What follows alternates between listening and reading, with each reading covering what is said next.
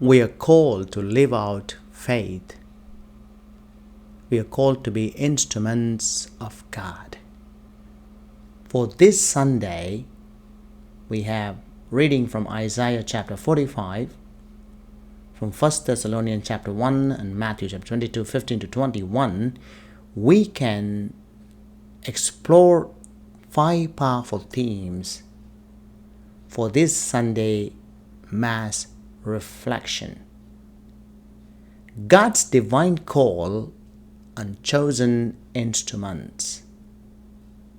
How God calls and uses unexpected individuals, like Cyrus in Isaiah, who may not initially seem chosen for a divine purpose to fulfill His plans.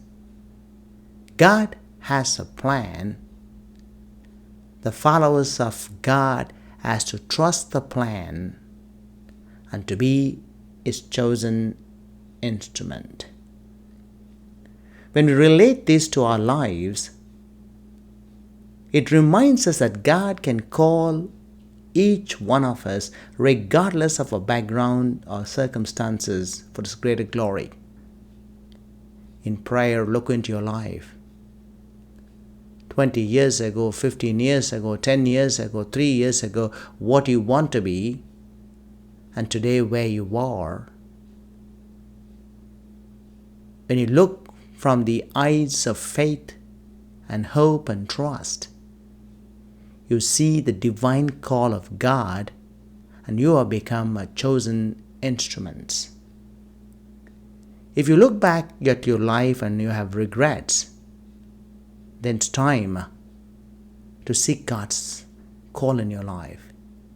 And allow God in your life to be His chosen instrument. Living a life reflecting God's image.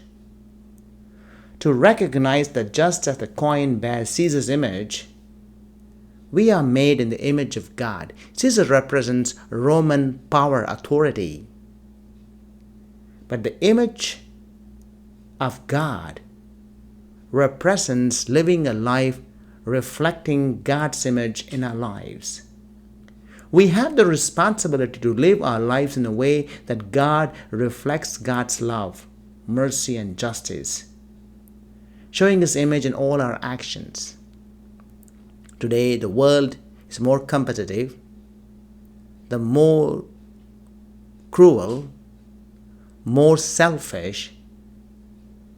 In this situation, how are we to highlight God's love, God's mercy, God's justice, and to show His image in our actions is a challenge that calls a living a life reflecting God's image in our lives.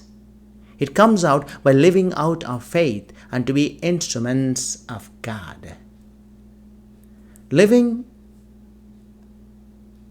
out faith in action. Paul's commendation to the Thessalonians in chapter 1:1-5 is of faith, love, and hope in action. This translates our faith into tangible actions of love and hope, reflecting the transformative power of God in our lives and communities through the gospel. Seeking wisdom and guidance from God.